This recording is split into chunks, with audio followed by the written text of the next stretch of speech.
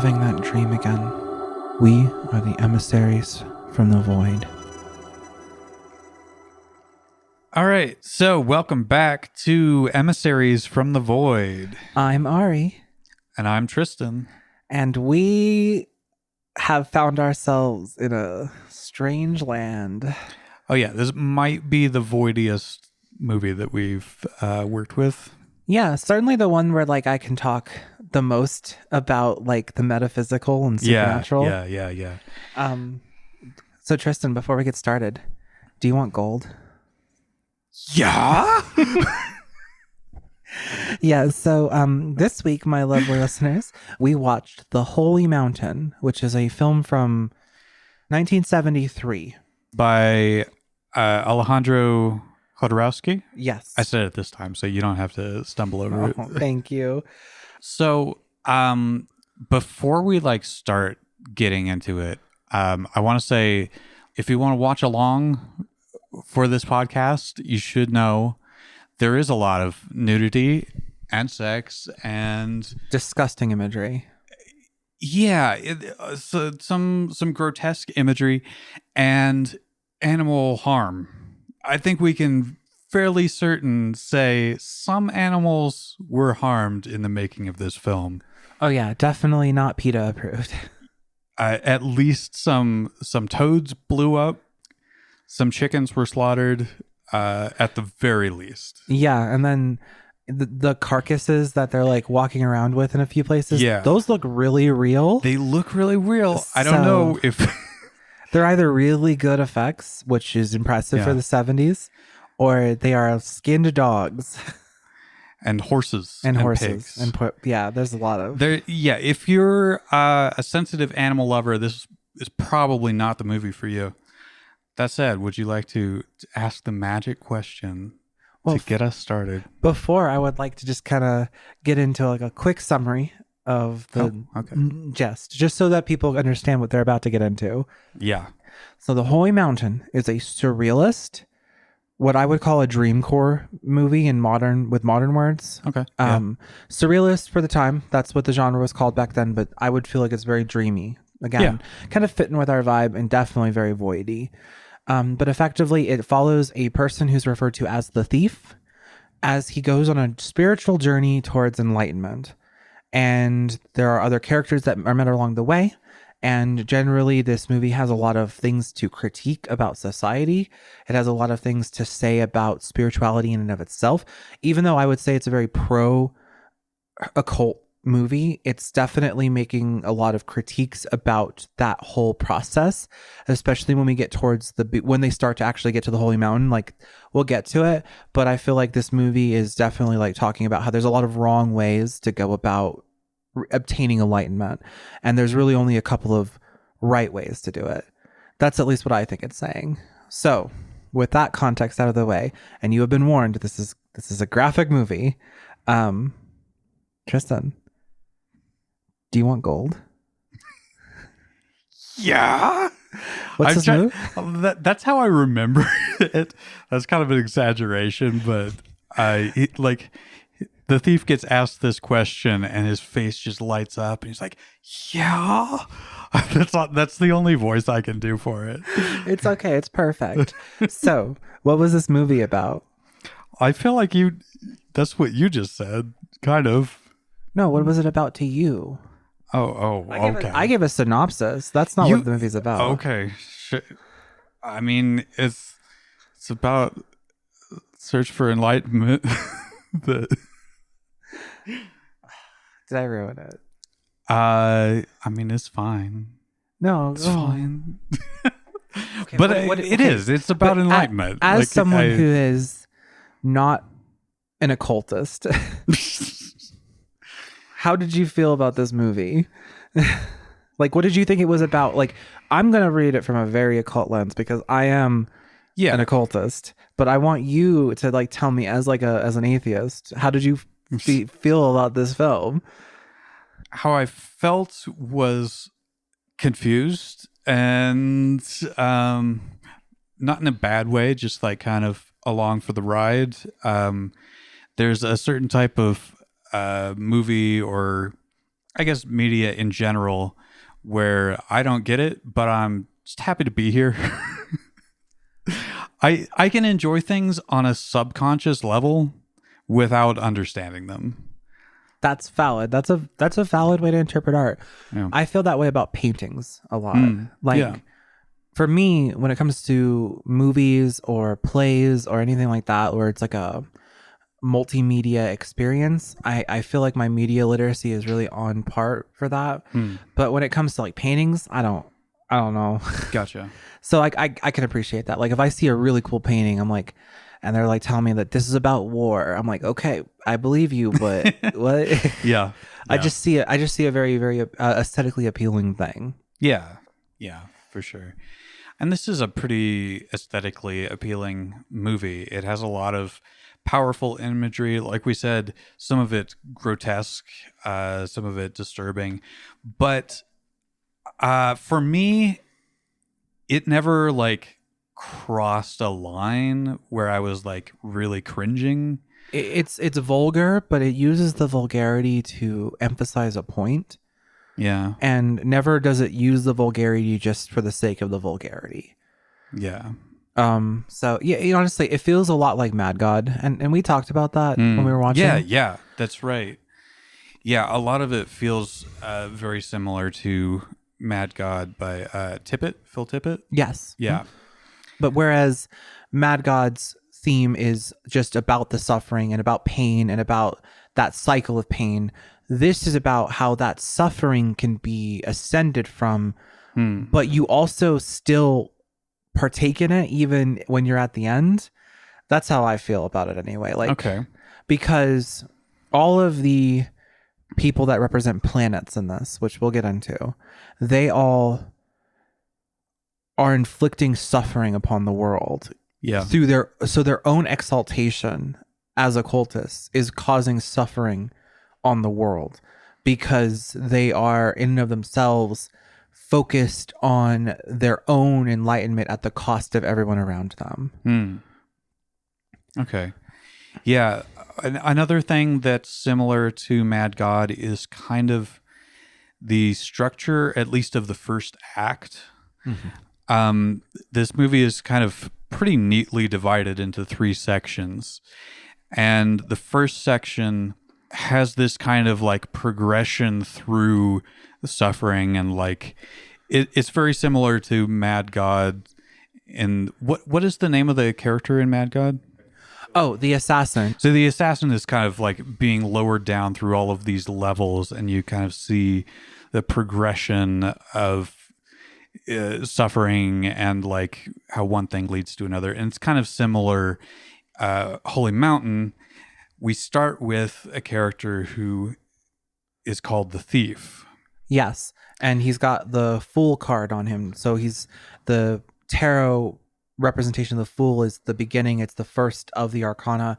It represents new an initiate, a what's the word for it? Pilgrim, neophyte. Yes. So he doesn't know anything. He's in the world. He's part of the suffering. He's drunk. He's pissing himself. Yeah, the first shot of him is him sprawled out in the middle of a road, dressed in white and just pissing himself. Right, and he kind of looks like Jesus. He looks very much like Jesus. Yes, and that's intentional. To the point that I thought it literally was Jesus, but now that we've gotten through the whole movie, I don't think that. But he gets crucified at the beginning. A bunch of town's children come over, followed by a nun and also a quadriplegic man who is a reoccurring character. They all take the thief and they crucify him and start throwing stones at him. And then he wakes up. There's a nun there. I'm sorry. Is quadriplegic the right word? Because I thought that was paralysis. Okay, sorry, not a quadriplegic, a tetraamelia. He doesn't have any limbs. We learned a new word today. Yes, so he's a person with dwarfism who doesn't have any limbs, and on his he has like 1.5. Well, he's got like arms, he's got he's got like down to his elbows and down to his knees. One is amputated above the elbow, one below the elbow. So he's able to bend one of them, and he uses it to like light a cigarette. Yeah. Anyway, but anyway, he on his back has the Five of Swords tarot card, which represents overconfidence. It represents arrogance. It represents destruction by your own hand, basically. Okay. So, effective, and the fact that the thief carries this man around on his back through the whole first act of this movie is kind of implying like this is the suffering that he is bringing upon himself instead of the suffering that we later see is being brought upon him externally. Okay. Because at some point he abandons, and it's only after he abandons the Five of Swords man that he is able to actually begin his path of ascendancy when we get to the second act of this movie. Yeah. Okay. So, this is a very dense movie. If we were to like go through beat by beat, we would be here for a long time. But essentially the first act of the movie is kind of going through like looking at different facets of society, and Jodorowsky has a lot to say. There's a lot of suffering, a lot of bullshit, and a lot of like, there's Nazis and nuns and whores, and, it's just all thrown at you. Another detail is we see a lot of the people in this crowd as we're walking around the city that have elements of what we will later see the planet people represent. So like the soldiers wearing gas masks, some of the things that people are keeping close to them, the beauty products from the Venus guy, stuff like that. So we'll get into the planet people later, but just to kind of plant the seed here early, there are things established here in the crowd that we will see established later as like their sources. So like right now, what we're doing in this first act is we're walking around with the thief, and he is just kind of taking in the world. He's even participating in it. He participates in that carnival that like blows up a bunch of toads, the violence for the crowd's sake, and they're like celebrating the conquest of Mexico, which is crazy, like so out of pocket. But like it's kind of showing like the idea that like we as a society tend to uplift these horrible atrocities, and we dilute their meaning to the point where they become entertainment. Yeah. It was one of the things towards the beginning that made me think that this was a movie very much about Mexico and Mexican history, but that kind of faded the further we got into it. There was a lot of it there, just like in general, though, like just because of who made it. I think it's what we're seeing is the cultural lens of the person who created this movie, kind of just being used to say what he actually wanted to say, which was about spirituality. Because the director, he is really into this stuff, like as a person. So that's why this movie is about this. Like, in a way, like it takes a lot from Gnosticism, which is not something that I personally ascribe to. Okay. But in general, the Gnostic belief is that the world is suffering, that the world is a prison, and that we're kind of all just running around with our heads cut off, doing a bunch of horrible things, and we are worshiping these physical objects. Like the image that comes to mind is when the thief goes into the church and they're having a big ball dance inside of it, and then he goes into the altar room and it's covered in dust and cobwebs, and he tries to put his effigy up that gets made earlier, which we'll get into. But then he goes and wakes up the priest who's actually holding the one that's supposed to be there, like curled up in the bed.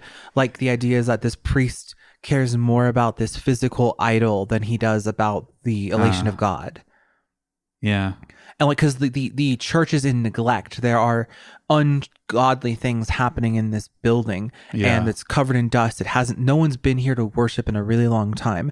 And the priest is in love with the idolatry rather than what the path of enlightenment or godliness or whatever would bring you. And that ties into the Gnostic idea, is that the Gnostic belief is that God is purity, and that we all have a piece of that purity inside of us, but we're trapped in this physical world made by the demiurge. And so when we get caught up in this idolatry, in this like false belief in false gods, it keeps us trapped here. And it's only by shedding that we ever really like truly can ascend beyond it. Because like we'll start off by just kind of dialing it back a few scenes. He gets pulled into drinking with these people that are selling Jesuses. And they literally have a sign that says Jesus is for sale. Yeah, or I think it was Christ's for sale. Yeah, it was Christ for sale. That's right. Yeah. Christ's for sale. And like there are like these super overweight people in centurion costumes and like a cross-dresser in a nun's habit. And they're like filleting a bull. And I'm sure that has some kind of imagery. I'm not really sure what it's a reference to, but it could be a reference to how the Romans would sacrifice bulls to Jupiter's Optimus Maximus at his temple, to like kind of whenever they would do a triumph, they would parade all of their conquests through the streets, and then they would get to the temple of Jupiter, and then they would sacrifice a bull, and then they would sacrifice all their prisoners, and then they would, whatever. And the fact that, but they would specifically sacrifice a white bull. And so this is a black bull. So it's almost like the triumph has been corrupted by this presence of these centurions. And then they're also selling Christs for sale. Like religion is literally for sale. They're there to they've commodified it. They've copied it to the point that like it doesn't mean anything. And then they slapped it on a plastic lunchbox and they're gonna sell it. They're selling it. They're selling it. Okay, but the point is that it's become devoid of any meaning or spirituality because of how much it's been copied and propagated. And in fact, they seem to be desperate for like that new hit thing because they kidnap the thief. Yeah, and they get him drunk. Yeah, they get him so drunk that he's incapacitated. Yeah, and then I remember you just saying "oh no" a lot during the scene because they lay him out on the floor and they bring out this pig carcass full of a white substance. It's pig fat. It's rendered pig fat. Yeah, but it's straight from the pig, which is disgusting. Yeah. And they start pouring it on him, and they've got like it tubes in his nose so he can still breathe, but they make a cast of him essentially. And then they start making I think paper mache Christ figures using the thief's form. Yeah, so they make a plaster mold of him, and then they use that to make a bunch of Jesuses. Yeah. And then he wakes up in the room. And so for me, I feel like this is the point in the movie where the thief has reached the like not the awakening stage, but the like revelation stage.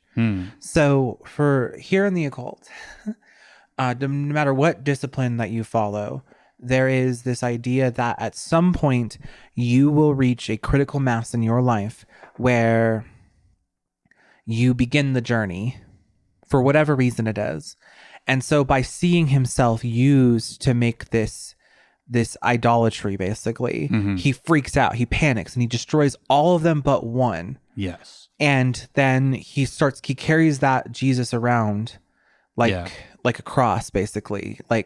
Because earlier he carries the cross literally down the street, and like they kind of do like that kind of scene where it's like he's really like wow, I do look like Jesus, and then he's like, well, maybe like there is something to this, and then that begins his journey of transformation. Now he's not there yet, but he's clearly like realized something about himself because he stopped carrying his Five of Swords buddy. Like before most of the film, for most of the first part of this film, he's carrying him around. Yeah. But at this point, he's now carrying this effigy of himself, and he's not carrying the Five of Swords anymore. The Five of Swords guy is still there.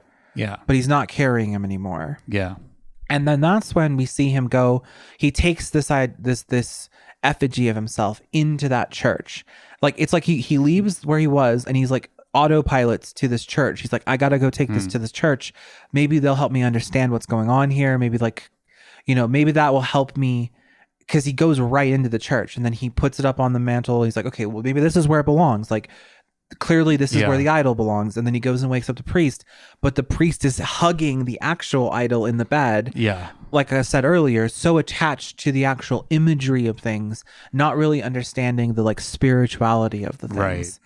Right. And the priest gets really mad and like kicks him out and throws him out of the church. Yeah. And then he runs into a bunch of prostitutes. Yes.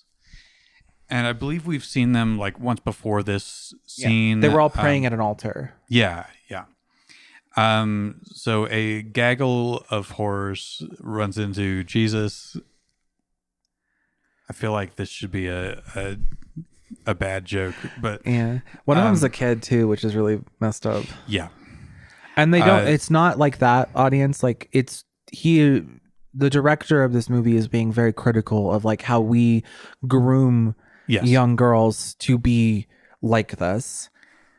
So he runs into them and they laugh at him, except for one. And she comes over and begins to like rub the effigy, and for a moment we get a cut where it's like covered in grime, and then it's cuts back and it's normal again.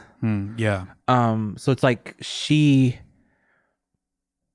I don't really know how to dissect this scene too much, because like the purpose that she serves in this movie kind of doesn't really have anything to do with the idolatry later. So yeah, it definitely reminded me of the story from the Bible of a prostitute who like washed Jesus's feet with her hair. Yeah. She's definitely very like Mary coded, not Mary the mom, Mary the Magdalene. Yeah, the prostitute. She also has a chimp. Yes, she does, and the chimp's actually like a recurring element that made me laugh a couple of times. Yeah. So like, yeah. First of all, this is not really, I don't know if this counts as insight. I don't know if I'll keep it in, but it reminded me a lot of the scene in Inland Empire of all the prostitutes laughing at Laura Dern.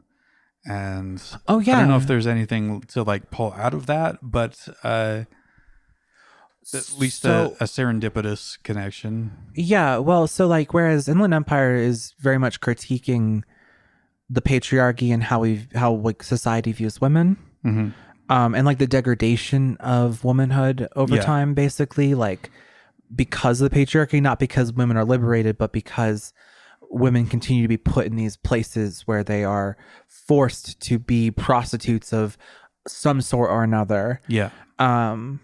This movie is using them to kind of do the thing where it's like they're all laughing at this guy who's beginning his path of enlightenment, except for one, and she follows him for the whole movie, all the way on her own journey up to, like, she climbs the holy mountain without any of the bullshit that the alchemist later introduces. Like, she does it on her own, just through her desire to be close to the thief. Yeah.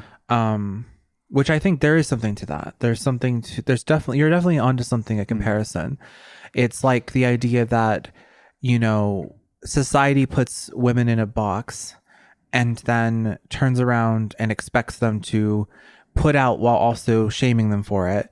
And then it takes the same person who was doing all that can walk away from it and choose a different path for themselves. And they don't need all of this. What's the word? Mishigas? I think that's the word. Yes. I'm learning a bunch of new words today. Mishigas is a Yiddish word, but it means erratic, nonsensical, strange behavior. And I would say that a lot of what I'm going to call the cult in this movie does is they put everyone through all of this erratic behavior that doesn't really mean anything in the end, and we'll get into that. And the path of enlightenment is found external to that.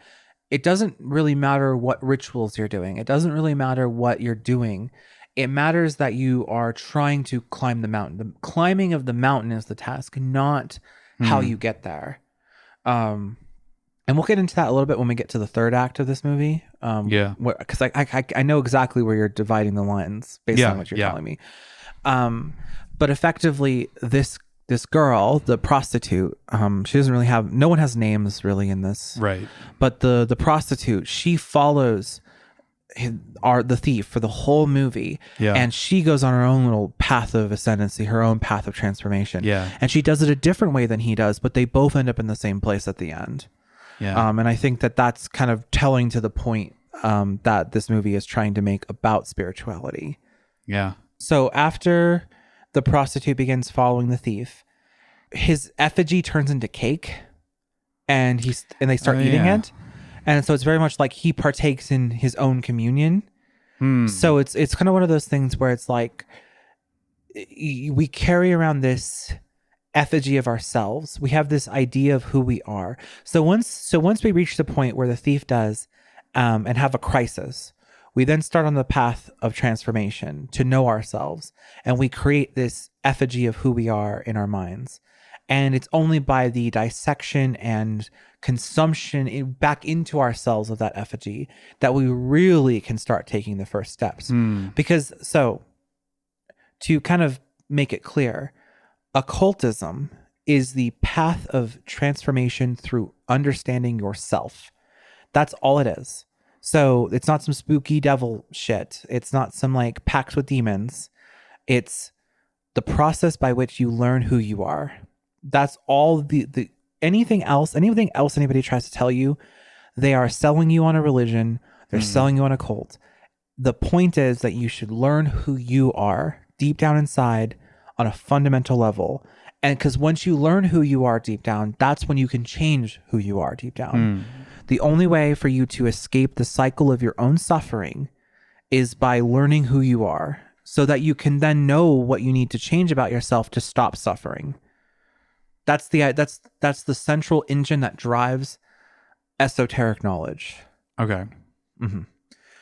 And the reason I'm saying that now is because the rest of this movie makes a lot more sense if you're understanding that the true path to enlightenment comes through understanding yourself. Okay. Yeah. Because then we get it. So we walk into a marketplace. It's full of many different people, many different cultures, many different foods, but like the tables are mostly empty.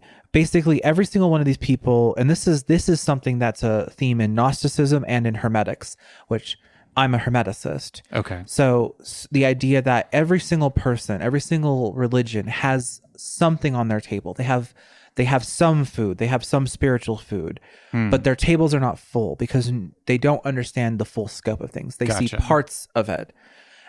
And so we see that someone who looks like they're a Hindu, they stand up, they see this hook coming down with a bag on it. They open up the bag and they pour out gold into their hand, and they're like, oh, okay.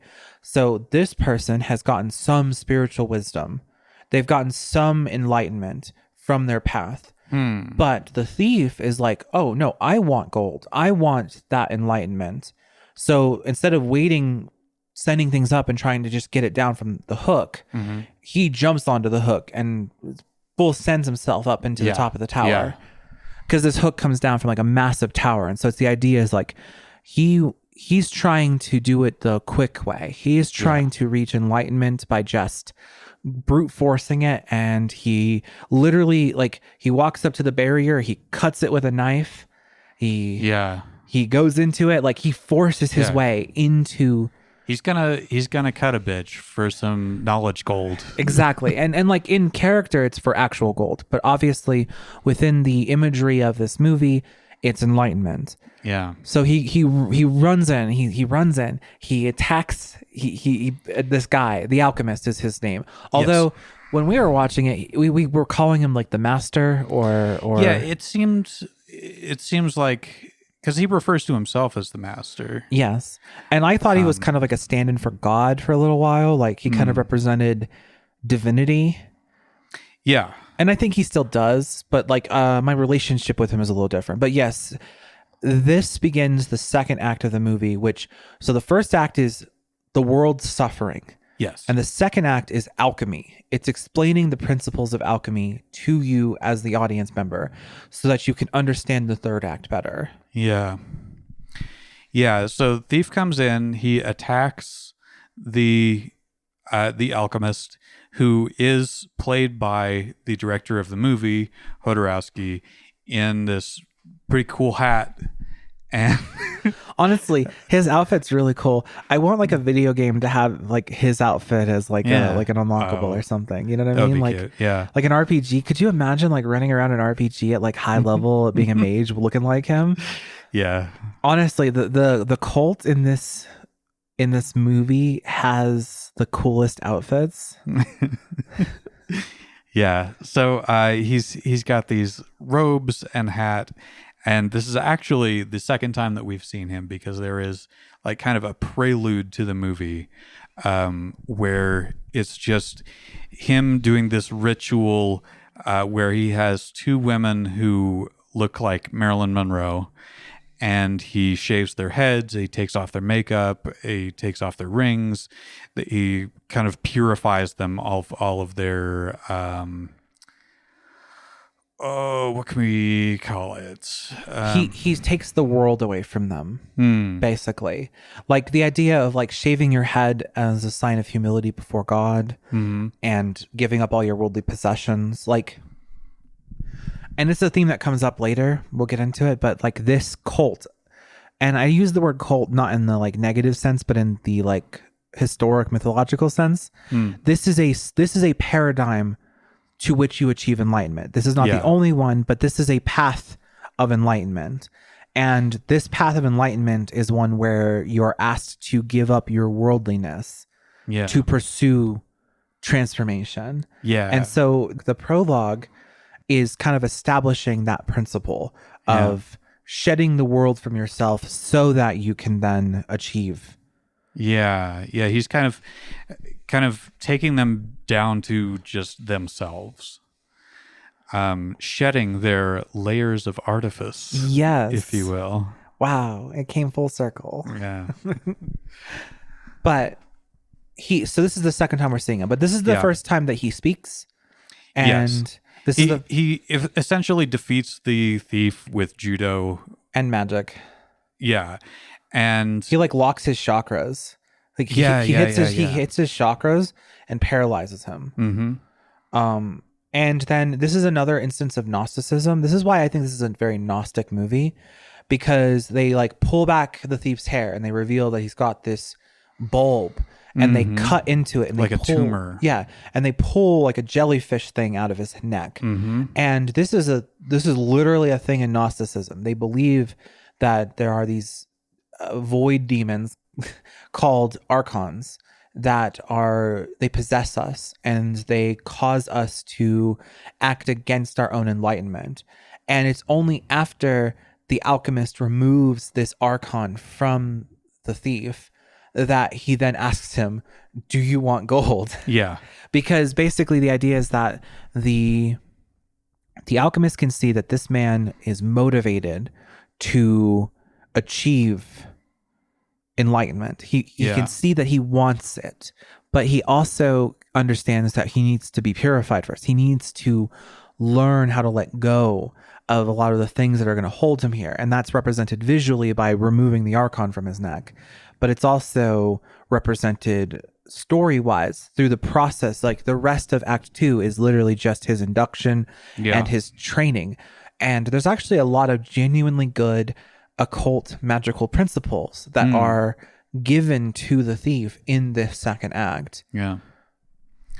The first thing is, he says, do you want gold? And yeah. And he's like, okay, shit in this bowl. Yes. Literally shits in a bowl. I think maybe they give him the bath first with the hippo. Oh yeah, well that's right. The first thing they do is they scrub him down. Yeah. They literally clean him physically, and then they take him into this room. They scrub his asshole. Yeah, they scrub his asshole really well. We get like a full shot of it too. It's crazy. Yeah. Like honestly, it's crazy that this movie gets away with the nudity that it does. But yeah, we get a full shot of taint and everything. And then he gives him a glass bowl, and he takes a dump in it, and then they put it on this apparatus where like he's in this gas chamber. They they boil his poop, and then like the fumes go into his chamber, And he looks like he's in pain. Yeah. And then he looks like he's in euphoria. Yeah, he goes through a lot of emotions, like huffing his own shit. And he sweats a bunch, and that's kind of extracted, right? And then, like, it goes through this whole process, and eventually the shit turns into gold.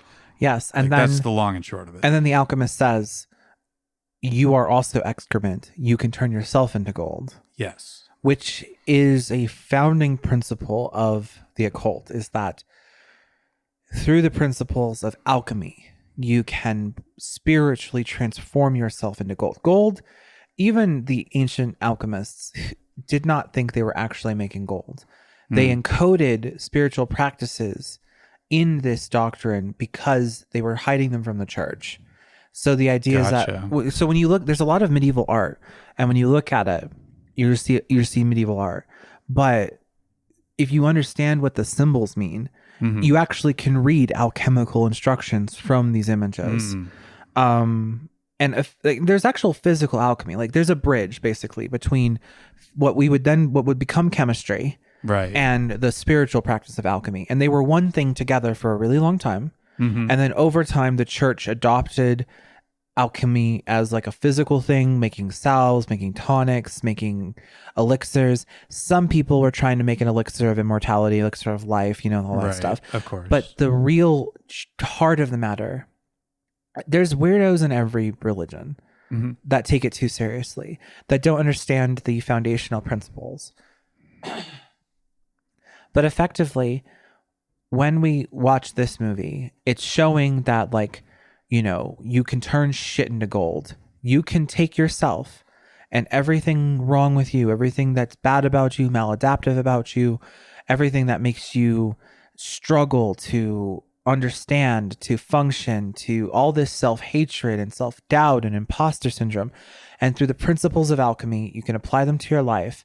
And it's a long, arduous process, but like climbing a mountain. But by the time you reach the end of it, you will have self-actualized, you will know who you are, and you will be able to better achieve your goals, whatever those goals are. Alchemy is not a thing about good or evil. It doesn't make any judgments about morality or ethics. It just is about the idea that you can attain your truest self, which is gold, through applying the principles of desiccation and putrefaction and all calcification and all this stuff. These are physical terms, and alchemical formulas utilize these physical terms, but the spiritual side of alchemy also uses these terms. You do the physical alchemy like he does in this scene to then apply, like to learn the techniques, and then you apply them on a spiritual level. That's kind of the idea. Yeah. That makes a lot of sense. And this scene is really, it kind of feels like the thesis. It's very kind of like a microcosm. Yes, I think I said that when we were watching. I was like, oh, this is like legitimately just like a mini version of this movie in the movie. Yeah. Because basically, think about it this way. The first act of this movie is the shit. Yeah. The world as it is. This horrible world that this character lives in. Like, people are killing each other. They're like raping people in the streets. Yeah. They're walking around with fascist imagery, with dog carcasses on flagpoles. Like, it's a horrible place. It is the rot of the world. And then the second act of this movie is the alchemical process. It's the actual, like, learning how magic works, learning how to apply it to your life, learning what you need to do to actually do the path. And then the third act is the actual, like, gold itself, basically. That's how I feel anyway. Yeah. Basically, like, after that, the thief starts his training. He gets his own cool robes and a hat. That are brown. Yeah. The alchemists are black. Yeah. And I remember the alchemist giving the thief the rod or wand, a staff and a sword, A sword, a chalice, and pentacle. a wand, and a pentacle. Yeah. Yes. Which are the 4 tarot minor arcana. Right. And he had little descriptions of them too. Do we remember? Yeah, like basically the just like a very like soundbitey version of what they mean. Yeah. So like, I don't remember exactly what he says, but effectively like, chalices are potential. Swords are action, execution. Pentacles usually represent money or fate. And then the wand represents like power, your power. Yeah. Okay. And he says different things, but like effectively what he says represents what the minor arcana mean. Right. And it's actually a really good, again, I want to show people, like anybody interested in the occult should watch this movie because it really helps. Like, you shouldn't just do what they say because there are some fictionalized elements that don't match with real occultism, but it's a good jumping off point to begin to start thinking about things in terms of what esotericism is going to teach you. Because he's also like, learn the tarot and what they mean. They'll be your guides. The idea of what these archetypes mean in the tarot cards. It's not that the tarot cards actually tell the future. It's that you use the archetypes of the cards in order to understand what you actually think about something. The act of doing a tarot reading is not reading the future. The act of doing a tarot reading is about reading yourself. Yeah. Interesting. That kind of leads into Act 2, Part B. Yeah. Which is introduction of 9, 8? 9. The planets. So they don't do Earth. So I think it's 8. It's 8. Yeah.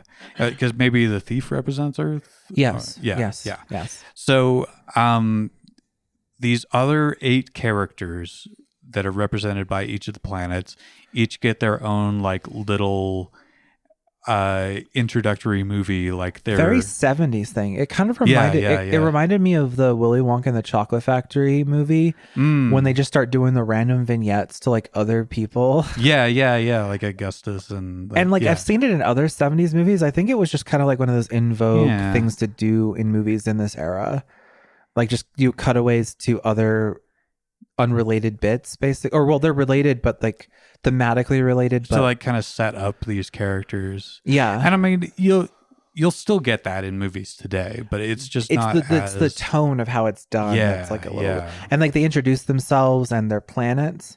Now one thing that kind of annoyed me a little bit is that they broke from the traditional occult tradition and they utilized the planets up to Pluto. So it was Venus, Mars, Jupiter, Saturn, Uranus, Neptune, and Pluto. So whereas traditionally in the occult, you would have Sol, Luna, Mercury, Venus, Mars, Jupiter, and Saturn, because the other planets hadn't been discovered yet. I see.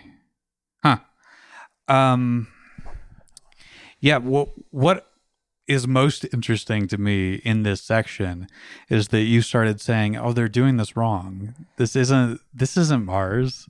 But then with each one, they kind of came around to something that you were more familiar with. Yeah, like this is a work of fiction. It's not an actual educational lesson on the occult. Right. We'll just go through the planets in order. Okay. So they start off with Venus, and Venus, he is a guy, which I thought was cool. I thought that it was cool that they used a guy when normally Venus is associated with feminine energy. Right. I thought that was pretty interesting. And he's basically like, he's like, I have a huge harem, and I sell products that for comfort. I sell beds, I sell clothes, I sell beauty products. Yeah. The dark and the light side of Venus, basically. It's like stuff to make you more comfortable and also stuff to like feed your vanity. Yeah. Everyone in his harem started off as a worker and then he promotes them to a secretary, but he only makes love with them while he's on the clock, is what he says. Yes. When it comes to the archetypal planetary energies associated with these different planets. For the purposes of the movie, they serve their purpose very well because the alchemist presents them as like, these are your guides. Yeah. And so the idea is that like each of them represents the extreme version of this planet. I disagree with some of them, and some of them don't really have a current occult equivalent, so it's hard to even make a decision about them. Uranus, Neptune, and Pluto, because they're not really part of the occult. Yeah. Mars is a woman, and she wakes up with her wives and kisses both of them, which I'm like, based. Yeah. And then, she wakes up to this blaring alarm that sounds like DEFCON 3 is happening right now or something. And she manufactures weapons of the mind in terms of drugs, and weapons of the physicality in terms of like the actual guns people are using. Yeah. And you kind of see in the background some of the like gas mask people that you see popping up earlier in the movie. So it's like she's making this. Yeah. Yeah. And I forgot to mention, but the Venus one also had people, somehow the workers are dressed. You see some of them in the background. Yeah. Yeah. In the earlier one as well. So like, it's kind of like we've seen like what they put into the world, and it's none of it's good. Yeah. So then we like Jupiter, and he's interesting. He wakes up and kisses his robotic wife, not actual robotic, but like she's like soulless, like, and she like wipes down every part that he kissed her on. Oh, right. Okay, yeah. So he's the one in the opulent mansion. Yes, which is a very Jupiter thing. Yeah. So like maybe like they didn't get it as wrong as I was thinking when we were watching it, but like in the moment I was like, what are they doing with these planets? But I get it. I kind of get it now a little bit. Okay. But still, the point is like Jupiter is the planetary energy of wealth, leadership, and authority. Yeah. So he's a politician, and he has a loveless relationship with his wife. They're kind of like a power couple, basically. Yeah. He lives in this opulent mansion, but he goes out into his car, does a lot of drugs. Like his chauffeur gives him the cocaine for him. Like, yeah, that's right. With his little, I don't remember what you call that, but when they. Oh no, this is one of the reasons why I said they did it wrong, was because Jupiter like manufactures like sex art stuff. Like it's all like art, but it's like art made out of people, and he goes and fondles the art and like sexually harasses the art, and then he makes that big machine that's like he was the orgasm machine. Yeah. And I thought it was kind of a funny joke that like his chauffeur couldn't make the machine orgasm, but he gives it to his secretary. We'll get to that, but why? Like, what about that? It's just not Jupiter's like thing. Jupiter's thing is like wealth, success, power, authority. It's the king's planet, so it's about like that. So the idea of like making a bunch of art with people's bodies, utilizing their flesh in that way, it's more of a Venus thing. But like I don't know. Maybe it's just kind of the like perspective that Jodorowsky has about power. Yeah, I guess so. Like the idea that he's got so much power that he can just make people be his art. Yeah. So that's Jupiter. Yeah. Wow. Wow. Oof. But again, the sex stuff just doesn't traditionally fall under Jupiter's domain, so it's kind of interesting. And then next would be Saturn. Yeah. Saturn's was very interesting because they double take us basically. Like she's like dressed up as a jester or a clown, and she's throwing candy and toys to the kids. All the kids are cheering, and they're like, yay, Saturn. And then she's like all smiley and happy and jovial, and I was like, whoa, like what are they doing with this? But then she gets back to her factory and immediately shifts. She wipes off all the makeup. She dresses like a fascist bitch.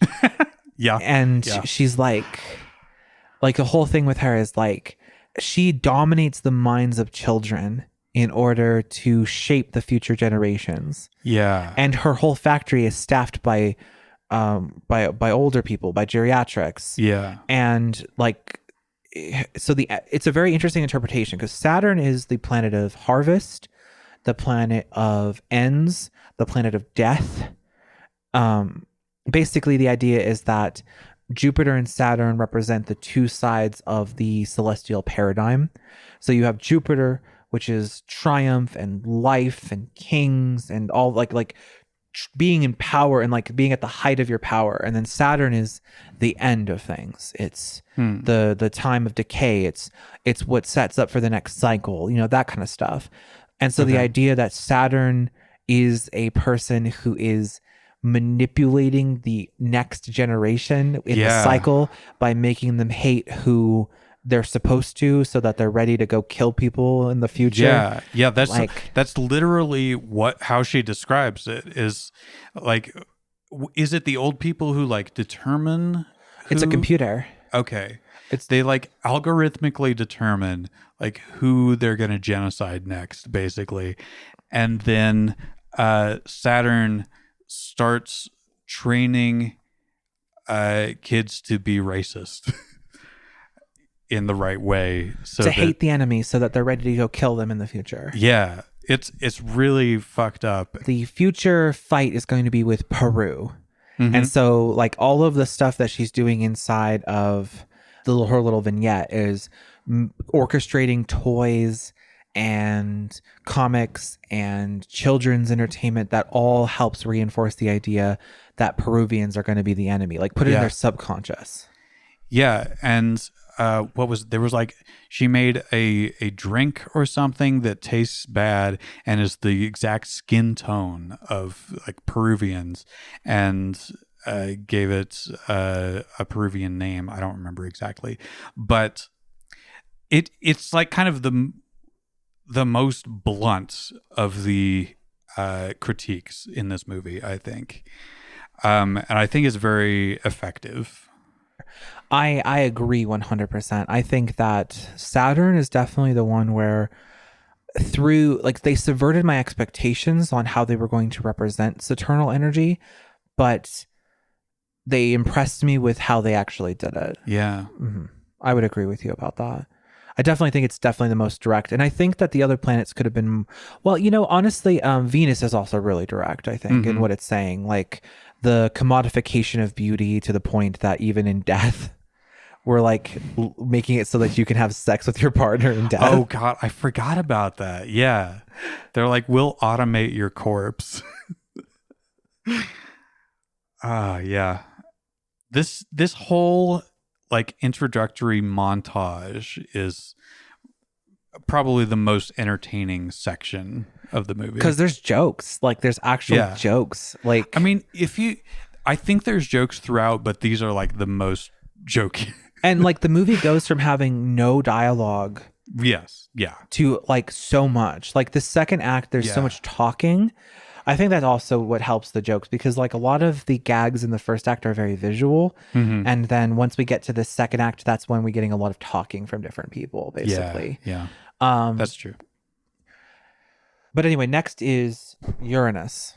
Yeah. Basically, it's just the guy. Like he's the one. He's just a guy. I'm saying like this one like kind of focuses on a couple. Yeah, I think they both. Well, so like he's the one that shows up in the third act as the person, but I think that the woman that's with him is part of the energy of how they're portraying the energy of Uranus. Okay, so he's like lounging around in bed, and Uranus is like kind of dancing around, being sexy, and like they're kind of very like hedonistic, it feels like. And then there's a scene with him in the bath, and she's on this really tall toilet. Like her legs are dangling 3 feet off the ground on this toilet, and she's just peeing and the talking whole to scene him for like 2 minutes. Just pissing in the background while we're having a conversation. And she's telling him to like cover up the one window in the room. This hole in the wall is too big. Cover it up. And he just immediately like starts boarding it up. Yeah. And then what it ends up being that they like do is advise the government. Yeah, they're economic advisors to the president of this made-up country that they're all part of, basically. Right. Like, there's a flag in the movie that shows up a couple of times. So all of this is taking place allegedly in some kind of fictional country. Okay, yeah. And so he basically tells the president, like, in order to boost the economy, we need to kill off like 3 million people or whatever it is.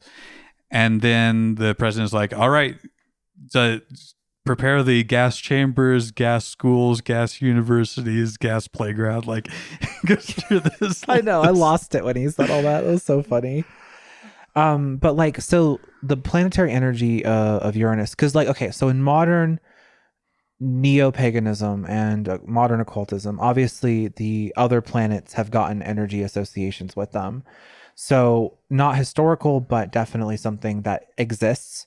So Uranus is usually represented with like innovation, breakthrough, and change. A radical change, radical transformation. Okay. So the idea is like, but it's interesting that, windows are usually seen as like windows of opportunity, but this dark version of Uranus is being compelled by whatever this old lady represents. I don't really know what she represents, but they definitely have a very weird relationship, and it's like he's being made to board up this window. So instead of seeing the opportunity, he's now covered it up and no longer is looking out the window. And so when he makes that suggestion to the president, it's not a very it's like a dark progress. Basically the idea is like, oh, we'll succeed if we just sacrifice a bunch of people. So this unfettered Uranus energy without anything else to temper it makes him cold and heartless. Yeah, like there's innovation happening, but it's this like shitty backwards innovation. And we'll see some of that with Pluto as well. Yeah, well, we'll see some of it with our current fucking administration. Oh my God, don't even. This is not a political podcast, but goddamn. I mean, look, Hodorowski has a lot of political opinions. That's true. That's true. Like, but if a we lot talk, of them if we are got still relevant. If we got talking about our politics, we'd be here all day. Okay, don't vote for fascists. That's all I'm going to say. Yeah, how about that, guys? Speaking of fascists, let's talk about Neptune. Yeah. Which I think is the fascist. Like, oh my God, yeah. I mean, it's kind of timely that you bring up the current administration because Neptune's whole thing is ACAB. Like, watching the Neptune vignette is like, oh yeah, all cops are bastards. They're all ballless bastards. Yeah, so his name was Axon. Yes, Axon. Which I thought was funny because it's the name of the perfect weapon in the shitty Steven Seagal movie that I riffed as part of Quip Tracks. Shout out Quip Tracks. But I don't know. The name probably has some historical significance that I'm not aware of. But he's this like super macho, like he's basically like a Judge Dredd type. Is that accurate? Yeah, he's got like he's got a mohawk. He's like yeah. He's got like a, it's crazy. Like he's like a mixture between every fascist neo-Nazi and like football players. Yeah, he's like kind of this idealized fascist Giga Chad. Yeah, and every one of his followers has to cut their balls off to join his cult. Yeah, it starts with this ritual where this guy is like tied down on this podium type thing, and he's Axon is like kind of circling him, and he's got this huge crowd chanting, and you think it's like a punishment, like he's exacting some sort of cruel justice. But then after he takes his big scissors and cuts this guy's nuts off, then no, that guy actually volunteered. Yeah, and then like he's like, finally my altar of 1,000 testicles is complete. He literally says that. Yep. And honestly, this kind of feeds further into my interpretation that all of these people are warped, dark versions of the planets, because the energy associated with Neptune is compassion and like intimacy and like so and like this spirit of Neptune, like this idea that like he is all his followers have sacrificed their manhoods to follow him and are the police. He's like literally they call him the chief of police. Yeah. When they're introducing him, like, I am the chief of police is what he says. Yeah. And so, and they go out and after we get this whole scene where he's like, read this and learn it and follow my teachings. And then they all go out and they go harass a bunch of protesters, but they use a lot of overtly fake violence, which I thought was very interesting. Like, how do you feel about that? Like, cause like we've seen real violence in this movie. Like there's gore in this movie, but they randomly decided to stand in the gore. Bright blue paint or bright green paint or strawberries, like things that look crops and animals. So like basically they gunned down these protesters, which is, relevant. I don't know, probably another direct reference to like, Mexico City University students, but when they're shot, like the squibs are filled with these bright colors, and it shows them like lying in the streets, and like out of the hole in their chest, like these birds are kind of flying out, or like they are like using fruit, or like they have like these like they have like, you know how when we do a blood effect, how you have like the little like pipe or little like tube, but you can see them holding the tubes and like or like they're covered in flowers, and it's like almost like this violence is being you're desensitized to the violence where it might as well be roses on them instead of holes. Like it's almost like basically this cult that follows Axon Neptune is like glorifying violence to the point that it doesn't feel real to them anymore. That's how I interpreted it. That's interesting. Yeah, and like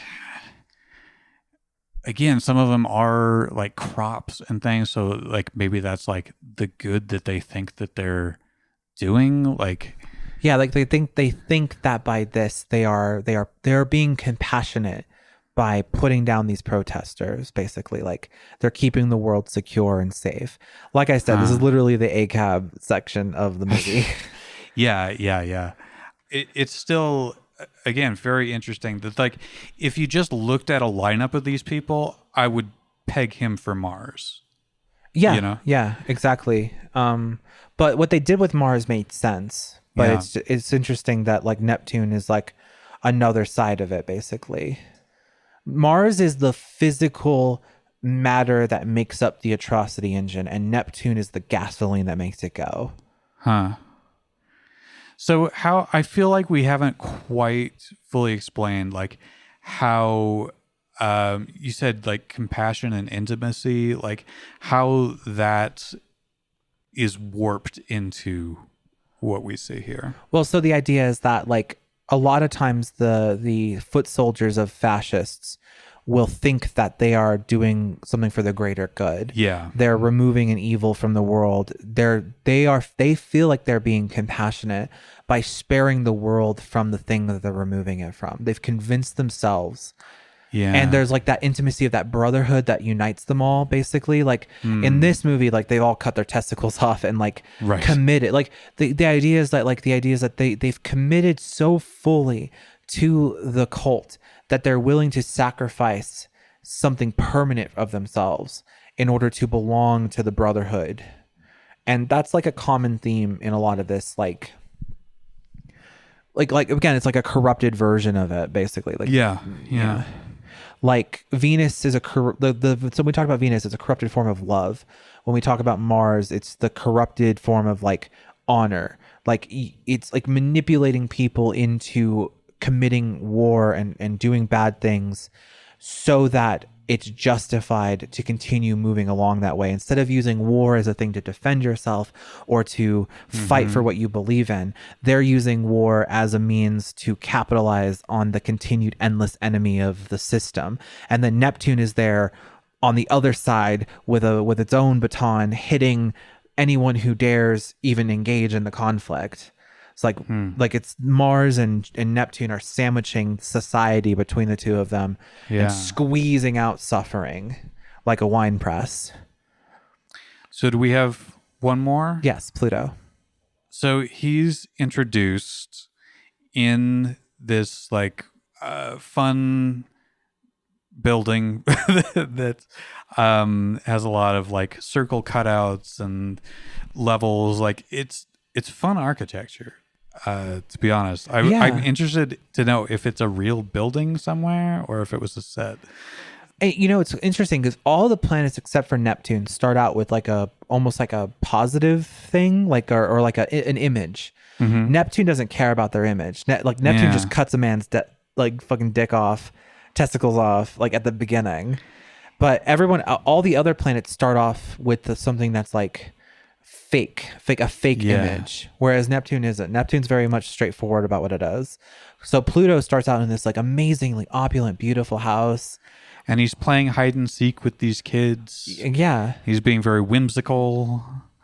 Where does he go from there? I don't quite remember. Then he leaves and he starts talking about how he's an architect and how he built this low-income housing and how it was a mistake because they put things like air conditioner and heating in it. That's right. Fuck. Now this one's really dark too. Yeah, exactly. I was like, or that's why I said it doesn't get better. Like when we were talking about Neptune, I'm like, it doesn't get better next. Pluto literally. So Pluto represents power, but a different kind of power. Okay. Pluto represents the power of the unconscious. Jupiter represents like executory power. And then Uranus represents the power of innovation through like conscious action. Pluto represents the power of your unconscious mind, the power of dreams, the power of the subtle things that shape who you are outside of your own like current existence. Okay. And so him being an architect makes sense because this is the idea like the architecture we surround ourselves with is one of these like subtle things that influences us constantly. Yeah. Like if you live in almost like a superego. External. Yes. But the subconscious specifically, right? Yeah. Like, and then this is a corrupted form of it because he's like trying to manipulate people into not needing a home, but just a shelter. He's like, if you can convince them they just need shelter, you can get away with anything. Yeah. He's like this marketing genius where he's like, you know, housing isn't profitable for us, so we're going to make these ultra compact coffins, literal coffins. Yes. That are just like suspended in these big like racks. And we're going to convince people this is all they want. Right. And so it's like that's very like that's what like the dark Pluto is like. By changing the subconscious perception about what you have a right to and the comfort that you should come to expect, you can make, he says that a man will adjust to anything if you make him believe that he only needs a shelter. Yeah. Which is crazy. Like, and then like there's like a giant, like the giant ice penis, and then all the girls start sucking on it. Like, yep. It's really weird. Like, but like he's presenting this at like a banquet. And like all these people are like gorging themselves. Like, and so Pluto is also associated with wealth. Like the god of Pluto, who's, you know, Hades in, you know, Greek mythology. Hades is the god of the underworld, but he's also associated with wealth and gems and like the riches of the earth. Okay. That's like a lesser known association of his. Interesting. But I just made that connection between Hades and his fucking coffins. Like, yeah. Right. So, and then Pluto's like, that's why we have like plutocracy represents a government run by the wealthy. Yeah. And so that's why like there's all those wealthy people gorging themselves on all this opulence while Pluto is trying to explain to them that they can make more money by making people sleep in coffins. And the idea is like, and the implication is like, oh, you can literally just, when they're dead, you just take their coffin down and bury them in it. Like they're already there. The same box that you sleep in is the same box you'll sleep in for eternity. Yeah. And that ends Act 2. Yeah. Christ.